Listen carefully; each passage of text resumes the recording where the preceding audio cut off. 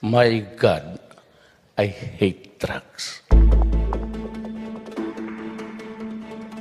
Today marks a year since ISIS-inspired terrorists took over Marawi City, a once tranquil place dotted with beautiful mosques in Lanao del Sur.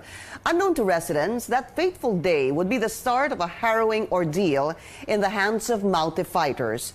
The numbers after 5 months of fierce battle are staggering. Over 168 soldiers and policemen dead trying to liberate Marawi. More than 300,000 people displaced. Dozens more civilians perished in the crossfire. An entire city left in shambles, showing a massive trail of destruction. 1 year after Marawi has regained some semblance of normalcy, but the task force or the task of rebuilding and rehabilitating is still on. President Duterte did not go to Marawi to attend any activity on the first anniversary of the siege. In a text message, Special Assistant to the President, Bongo, says the start of the Marawi crisis is not something the President wants to honor. Instead, President Duterte will visit when the city celebrates its liberation from terrorists. We now check how things are today in Marawi City. Our senior correspondent, David Santos, joins us live from Ground Zero. David, how are the Marawi residents commemorating the first year since the siege? Well, Pinky, around this time last year, this area where we are now, just past the Mapandi Bridge, was among many sites of the heavy fighting that broke out all over Marawi as government forces take on Maute fighters. Now only deafening silence as Marawi remembers the fiercest battle that left most parts of the city totally destroyed and razed to the ground. If the siege in Marawi had a face, this is how she would look like now. Meet baby Marsha, named after martial law. She was born on board a delivery truck as thousands fled Marawi when war broke out a year ago. Like thousands of displaced residents, Marsha's family continues to live in makeshift shelters, still relying on aid donations to get by. Ang panawagan namin, hustisya sa lahat ng naging biktima ng Marawi siege. Outside the provincial capital, some disgruntled residents demanding access to the former war zone neighborhoods. Sinasabi nila may bomba, wala naman ng bomba dyan. 1 year na. Ang gusto lang namin ng mga Ground Zero is makawi talaga kami, sir, sa pinanggalingan namin.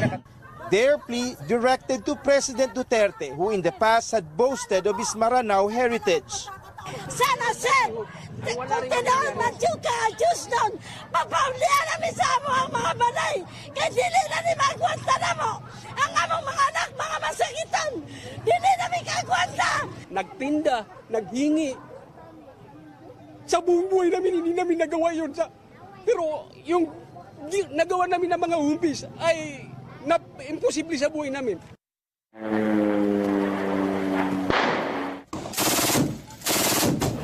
A year after the siege, the country's longest and most brutal in recent history, Marawi takes time to look back. We spoke to a former Maute member who was recruited to join the conflict but chose to abandon the group weeks later. He now feels sorry for what he and the Maute have done. Pinanindigan namin yung paniniwala namin pero mali pala. Nagsisi kami talaga. Walang closure po kung walang justice. Marawi Mayor Mahul Gandamra welcomes government support for surrendering Maute members. But the group's remaining leaders, he insists, should be held criminally liable. At kung makikita natin na mas nabibigyan pa natin na pagtutuunan natin ng pansin yung mga taong sumira dito sa Marawi City, ay talagang magkakaroon ng demoralization. Much of Marawi City's center still lies in ruins, even if life has begun to emerge once again in outlying areas. Like most historic cities, Marawi has its own unique culture and identity. 5 months of fierce battle has destroyed so much more than just the landscape. And like so many parts of Marawi's Ground Zero, repairing the damage will be a colossal task. And while devastation is extensive, some see an opportunity for the city to rise up from the ruins. Pinky. David, a question frequently asked is when can the residents from Ground Zero be allowed to return to their communities and get back to their normal lives? Well, it's a question government is also struggling to give a definitive answer. The war, as we all know, ended 7 months ago. Now, since then, the displaced residents were allowed to visit here, the ground zero, at least once. Now, unless changes will be made, it was announced today that finally residents can return to their communities in 18 months or before year-end next year. Now, there was emphasis, though, but not necessarily a requirement on those who can return to ground zero. These are residents who can afford to reconstruct their own homes. Now, clearing operations will begin next month. Officials also pointing out that private structures will not be torn down without the consent of its owners. However, some buildings may have to be demolished to give way for the construction of new roads. Land titling is still a big challenge since most properties here do not have formal documents. Now, funding, as we have seen in other rehabilitation projects such as in Yolanda hit areas, is also a major issue. Now, so for now, displaced residents will still have to bear living in temporary shelters and makeshift camps until before the end of 2019. Pinky. David Santos there reporting from Marawi City. David also spoke with a priest kidnapped in Marawi. Father Chito Sugano was held by mounted terrorists for almost 4 months. Here's how he recovered from the ordeal and put his life back on track. Well, first of all, I will sink into myself and still discern what the Lord would like me to do. And then I will thank the Lord on that very day, May 23, because it was so hard. I cannot do it. I could hardly sustain myself. I could hardly sustain my sanity, but I asked the Lord, with you, Lord, in my presence, I would survive. Will you have Mass? Of course, I will say Mass, and in my place at the municipality of Norala. Municipality of Norala in the province of South Cotabato. That's my permanent residence. And aside from the Mass, I will have long hours of prayers in silence as discernment. Marawi residents want nothing more than to move on from the devastation of their homes, but there's no closure just yet for them as they face the difficult task of rebuilding. Our George Cahiles reports. Tears well up in the eyes of Junaisa Ashnawi and Almera Di Maporo for the displaced residents of Marawi. Their young voices singing of hope that Marawi will be able to rise from the ruins much sooner than later. Sinamimiss ko pa ang Marawi. Kasi na doon ako lumay, kahit maliit ako, doon ako lumay. 10-year-old Junaisa can't help but be emotional whenever she thinks of life before the war. At this point, she just wants to live a normal life, even at the evacuation center. Sana po malagyan nila yan ng pag-aaral lang para makapag-aaral kami dyan sa Rimanok.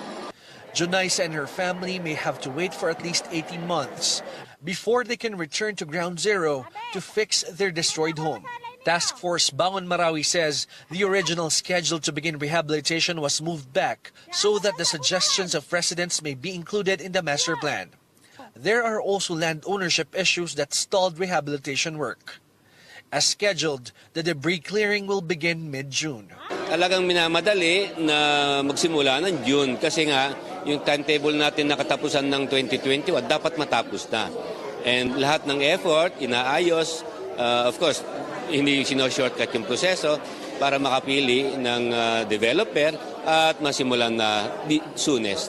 But this early, authorities confirmed that 2 companies under the Bangon Marawi Consortium were once blacklisted by the World Bank for their involvement in alleged bidding collusion.